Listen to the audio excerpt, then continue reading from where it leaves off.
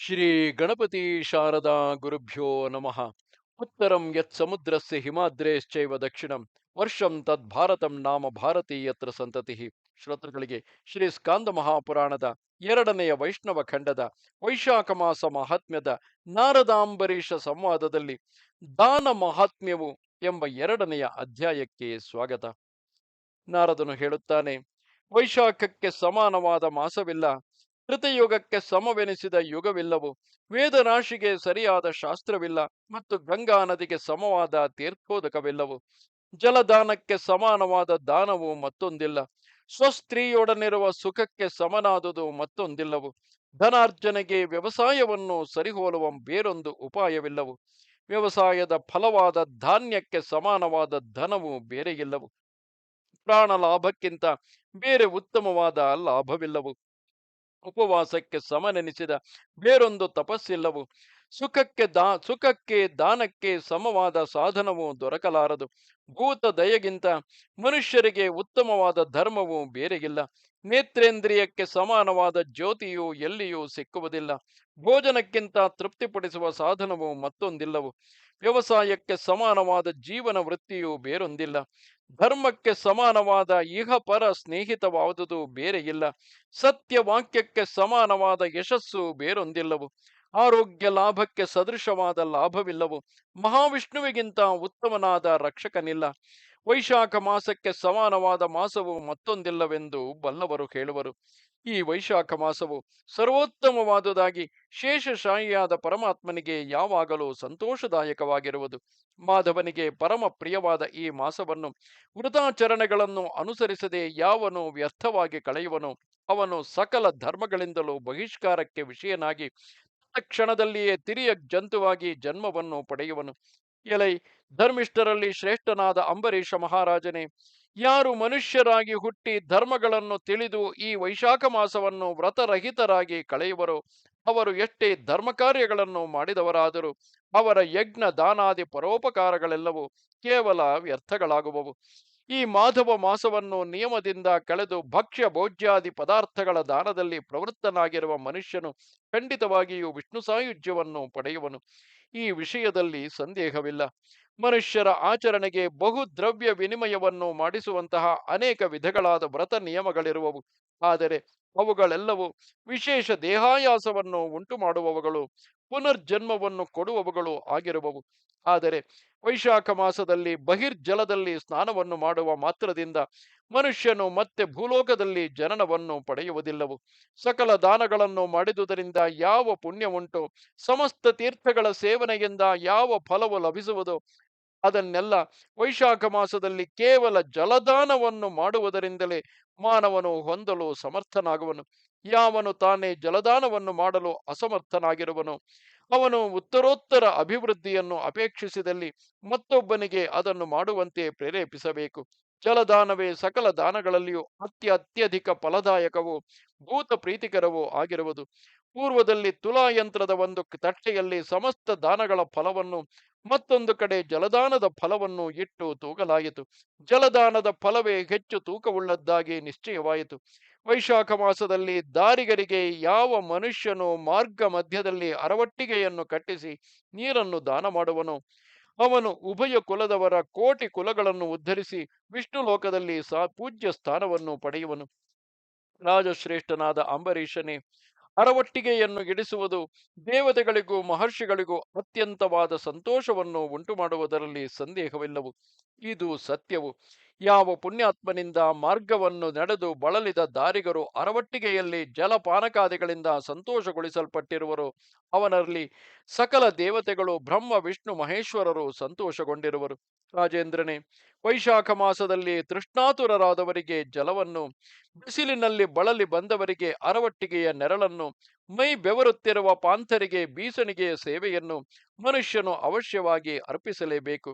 ವೈಶಾಖ ಮಾಸದಲ್ಲಿ ಕುಟುಂಬ ಸಹಿತನಾದ ಬ್ರಾಹ್ಮಣನಿಗೆ ಶೀತೋದಕವನ್ನು, ಛತ್ರಿಯನ್ನು, ಬೀಸಣಿಗೆಯನ್ನು ದಾನ ಮಾಡುವುದು ವಿಶೇಷ ಪುಣ್ಯಪ್ರದವು. ಆ ಕಾಲದಲ್ಲಿ ಯಾವನು ಶೀತ ಜಲದಿಂದ ಪೂರ್ಣವಾದ ಪಾತ್ರೆಯನ್ನು ದಾನ ಮಾಡುವುದಿಲ್ಲವೋ ಅವನು ಮುಂದಿನ ಜನ್ಮದಲ್ಲಿ ಚಾತಕ ಪಕ್ಷಿಯ ಜನ್ಮವನ್ನು ಪಡೆಯುವನು.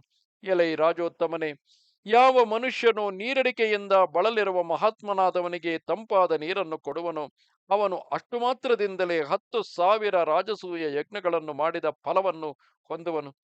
ಬಿಸಿಲಿನ ಹೊಡೆತದಿಂದ ಆರ್ತನಾಗಿರುವ ಬ್ರಾಹ್ಮಣನಿಗೆ ಯಾವನು ಬೀಸಣಿಗೆಯಿಂದ ಬೀಸುವನೋ ಅಷ್ಟರಿಂದಲೇ ಅವನು ಸಮಸ್ತ ಪಾಪಗಳನ್ನು ಕಳೆದುಕೊಂಡು ಸ್ವರ್ಗ ಲೋಕದಲ್ಲಿ ಮಹೇಂದ್ರ ಪದವಿಯನ್ನು ಹೊಂದುವನು.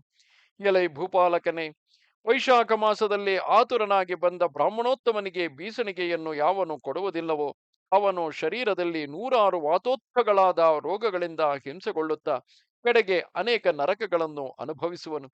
ಯಾವನು ದಾರಿಯನ್ನು ನಡೆದು ಬಳಲಿರುವ ಬ್ರಾಹ್ಮಣೋತ್ತಮನಿಗೆ ಬಟ್ಟೆಯಿಂದಲಾದರೂ ಬೀಸಿ ಕ್ಲೇಶವನ್ನು ಪರಿಹರಿಸುವನೋ ಅವನು ಅಷ್ಟರಿಂದಲೇ ಮೋಕ್ಷಕ್ಕೆ ಅಧಿಕಾರಿಯಾಗಿ ವಿಷ್ಣುವಿನ ಸಾಯುಜ್ಯವನ್ನು ಹೊಂದಿ ಆನಂದ ಪಡುವನು. ಯಾವನು ತಾಳೆಯ ಗರಿಗಳ ಬೀಸಣಿಗೆಯಿಂದ ಬಂದವರಿಗೆ ಬೀಸಿ ಪರಿಶುದ್ಧವಾದ ಮನಸ್ಸುಳ್ಳವನಾಗಿರುವನೋ ಅವನು ಸಕಲ ಪಾಪಗಳನ್ನು ಕಳೆದುಕೊಂಡು ಬ್ರಹ್ಮಲೋಕವನ್ನು ಸೇರುವನು. ತತ್ಕ್ಷಣದಲ್ಲಿಯೇ ಆಯಾಸವನ್ನು ಪರಿಹರಿಸುವುದು ಪುಣ್ಯಪ್ರದವೋ ಆದ ಬೀಸಣಿಗೆಯನ್ನು ಯಾವನು ದಾನ ಮಾಡುವುದಿಲ್ಲವೋ ಅವನು ನರಕಗಳ ಅನೇಕ ಯಾತನೆಗಳನ್ನು ಅನುಭವಿಸಿ ಪುನಃ ಭೂಲೋಕದಲ್ಲಿ ಕುಷ್ಠರೋಗವಂತನಾಗಿ ಹುಟ್ಟುವನು. ಎಲೈ ಮಹಾರಾಜನೇ, ಆಧ್ಯಾತ್ಮಿಕ, ಆಧಿದೈವಿಕ ಮತ್ತು ಆಧಿಭೌತಿಕ ತಾಪಗಳ ನಿವಾರಣೆಗಾಗಿ ಪ್ರತಿಯೊಬ್ಬ ಮಾನವನು ವೈಶಾಖ ಮಾಸದಲ್ಲಿ ಒಮ್ಮೆಯಾದರೂ ಛತ್ರವನ್ನು ದಾನ ಮಾಡಲು ಪ್ರಯತ್ನ ಮಾಡಬೇಕು. ಯಾವ ಮಾನವನು ಶ್ರೀಮನ್ನಾರಾಯಣನಿಗೆ ಪರಮ ಪ್ರಿಯವಾದ ವೈಶಾಖ ಮಾಸದಲ್ಲಿ ಒಂದು ಛತ್ರವನ್ನಾದರೂ ದಾನ ಮಾಡುವುದಿಲ್ಲವೋ ಅವನು ಮಹಾಕ್ರೂರನಾದ ಪಿಶಾಚಿಯಾಗಿ ಹುಟ್ಟಿ ನಿಲ್ಲಲು ನೆರಳಿಲ್ಲದೆ ಭೂಮಂಡಲದಲ್ಲಿ ಸುಳಿದಾಡುತ್ತಿರುವನು. ಯಾವನು ಮಾಧವ ಸ್ವರೂಪನಾದ ವಿಪ್ರನಿಗೆ ಪ್ರಿಯತಮವಾದ ವೈಶಾಖ ಮಾಸದಲ್ಲಿ ದಿವ್ಯವಾದ ಪಾದರಕ್ಷಾ ದ್ವಯವನ್ನು ದಾನ ಮಾಡುವನೋ ಅವನು ಯಮದೂತರನ್ನು ಧಿಕ್ಕರಿಸುತ್ತಾ ವಿಷ್ಣುಲೋಕವನ್ನು ಸೇರುವನು. ಪಾದತ್ರಾಣಗಳಾದ ಪಾವುಗೆ, ಚಪ್ಪಲಿ ಮುಂತಾದವನ್ನು ಯಾವನು ವಸಂತ ಋತುವಿನಲ್ಲಿ ವೈಶಾಖ ಮಾಸದ ಪ್ರಾರಂಭದಲ್ಲಿ ದಾನ ಮಾಡುವನೋ ಅವನಿಗೆ ನರಕ ಲೋಕದ ವಾಸವು ಸಂಭವಿಸುವುದಿಲ್ಲ ಮತ್ತು ಈ ಲೋಕದ ಅನೇಕ ಕ್ಲೇಶಗಳು ದೂರವಾಗುವವು. ಯಾವನು ಯಾಚಕನಾಗಿ ಬಂದಿರುವ ಬ್ರಾಹ್ಮಣೋತ್ತಮನಿಗೆ ಪಾದುಕೆಗಳನ್ನು ದಾನ ಮಾಡುವನೋ ಅವನು 1,000,000 ಜನ್ಮಗಳಲ್ಲಿ ಮಹಾರಾಜನಾಗಿ ಹುಟ್ಟಿ ಭೂಮಂಡಲವನ್ನು ಆಳುವನು. ಈ ವಿಷಯದಲ್ಲಿ ಸಂಶಯವಿಲ್ಲವು. ದೀನಾನಾಥರ ಅನುಕೂಲಕ್ಕಾಗಿ ಯಾವನು ಮಾರ್ಗಮಧ್ಯದಲ್ಲಿ ಆಯಾಸ ಪರಿಹಾರಕವಾದ ಮಂಟಪವನ್ನು ರಚಿಸುವನೋ ಅವನು ಸಂಪಾದಿಸಿದ ಪುಣ್ಯದ ಪ್ರಭಾವವನ್ನು ವರ್ಣಿಸಲು ಬ್ರಹ್ಮದೇವನಿಗೂ ಶಕ್ಯವಾಗುವುದಿಲ್ಲ. ಅನಾಹುತನಾಗಿ ಮನೆಗೆ ಪ್ರಾಪ್ತನಾದ ಬ್ರಾಹ್ಮಣನನ್ನು ಮಧ್ಯಾಹ್ನ ಕಾಲದಲ್ಲಿ ಯಾವನು ಊಟ ಉಪಚಾರಗಳಿಂದ ತೃಪ್ತಿಪಡಿಸುವನೋ ಅವನು ಸಂಪಾದಿಸಿದ ಪುಣ್ಯವು ಎಂದಿಗೆ ಕೊನೆಗಾಣುವುದು ಎಂಬುದನ್ನು ಕೇಳುವುದಕ್ಕೆ ಬ್ರಹ್ಮನು ಶಕ್ತನಲ್ಲ. ಮಹಾರಾಜನೇ, ಅನ್ನದಾನವೆಂಬುದು ಸಮಸ್ತ ಮನುಷ್ಯರಿಗೂ ತತ್ಕ್ಷಣದಲ್ಲಿಯೇ ಆತ್ಮತೃಪ್ತಿಯನ್ನು ಉಂಟುಮಾಡುವುದು. ಆದುದರಿಂದ ಅನ್ನದಾನಕ್ಕೆ ಸದೃಶವಾದ ದಾನವು 3 ಲೋಕಗಳಲ್ಲಿಯೂ ಮತ್ತೊಂದಿಲ್ಲ. ದಾರಿಯನ್ನು ನಡೆದು ಬಿಸಿಲಿನಲ್ಲಿ ಬಳಲಿರುವ ಬ್ರಾಹ್ಮಣನಿಗೆ ಯಾವನು ಆಶ್ರಯವನ್ನು ನೆರಳನ್ನು ಕೊಟ್ಟು ಸಂತೋಷಪಡಿಸುವನೋ ಅವನ ಪುಣ್ಯ ಫಲದ ಪ್ರಮಾಣವನ್ನು ತಿಳಿಸಲು ಬ್ರಹ್ಮದೇವನಿಂದಲೂ ಸಾಧ್ಯವಾಗುವುದಿಲ್ಲ. ಅನ್ನವಿಲ್ಲದ ಮನುಷ್ಯನಿಗೆ ಹೆಂಡತಿ, ಮಕ್ಕಳು, ಮನೆಗಳು, ವಸ್ತ್ರಗಳು, ಅಲಂಕಾರಗಳು, ಆಭರಣಗಳು ಮುಂತಾದವುಗಳೆಲ್ಲವೂ ಸಹಿಸಲ ಶಕ್ಯವಾಗಿ ಉದಾಸೀನ ಭಾವಕ್ಕೆ ವಿಷಯಗಳಾಗಿರುವವು. ಆದರೆ ಅವುಗಳೇ ಭೋಜನ ಮಾಡಿದ ಮನುಷ್ಯನಿಗೆ ಅನುಕೂಲಗಳಾಗಿ ತೋರುವವು. ಇದು ನಿಶ್ಚಯವಾದ ವಿಷಯವು. ಆದುದರಿಂದ ಅನ್ನದಾನಕ್ಕೆ ಸಮಾನವಾದ ದಾನವು ಹಿಂದೆ ಎಂದೂ ಇರಲಿಲ್ಲ, ಮುಂದೆಯೂ ಇರುವುದಿಲ್ಲ. ಇಂತಹ ಅನ್ನವನ್ನು ವೈಶಾಖ ಮಾಸದಲ್ಲಿ ಮಾರ್ಗಕ್ರಮಣದಿಂದ ಶ್ರಾಂತನಾಗಿ ಬಂದಿರುವ ಬ್ರಾಹ್ಮಣನಿಗೆ ನೀಡುವುದಿಲ್ಲವೋ ಅವನು ಭೂಲೋಕದಲ್ಲಿ ಪಿಶಾಚನಾಗಿ ನಿಲ್ಲುವನು ಮತ್ತು ಆಹಾರಾಭಾವದಿಂದ ತನ್ನ ಮಾಂಸವನ್ನೇ ಭಕ್ಷಣ ಮಾಡುವ ಅವಸ್ಥೆಗೆ ಒಳಗಾಗುವನು.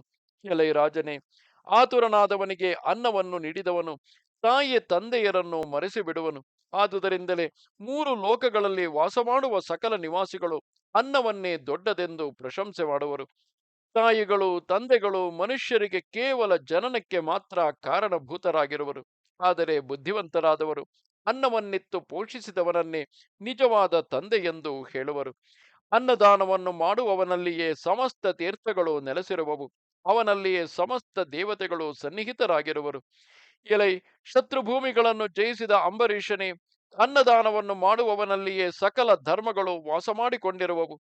ಇಲ್ಲಿಗೆ 81,000 ಶ್ಲೋಕಗಳ ಸಂಹಿತೆಯೆಂದು ಪ್ರಸಿದ್ಧವಾದ ಶ್ರೀ ಸ್ಕಾಂದ ಮಹಾಪುರಾಣದ 2ನೆಯ ವೈಷ್ಣವ ಖಂಡದ ವೈಶಾಖ ಮಾಸ ಮಾಹಾತ್ಮ್ಯದ ನಾರದಾಂಬರೀಷ ಸಂವಾದದಲ್ಲಿ ದಾನ ಮಾಹಾತ್ಮ್ಯ ಎಂಬ 2ನೆಯ ಅಧ್ಯಾಯವು ಮುಗಿದುದು. ನಮಸ್ತೆ ಶಾರದೆ ದೇವಿ. ಕಾಶ್ಮೀರ ಪುರವಾಸಿನಿ ತ್ವಾಮಹಂ ಪ್ರಾರ್ಥೆಯೇ ನಿತ್ಯಂ ವಿದ್ಯಾದಾನಂಚ ದೇಹಿ ಮೇ. ನಮಸ್ಕಾರ.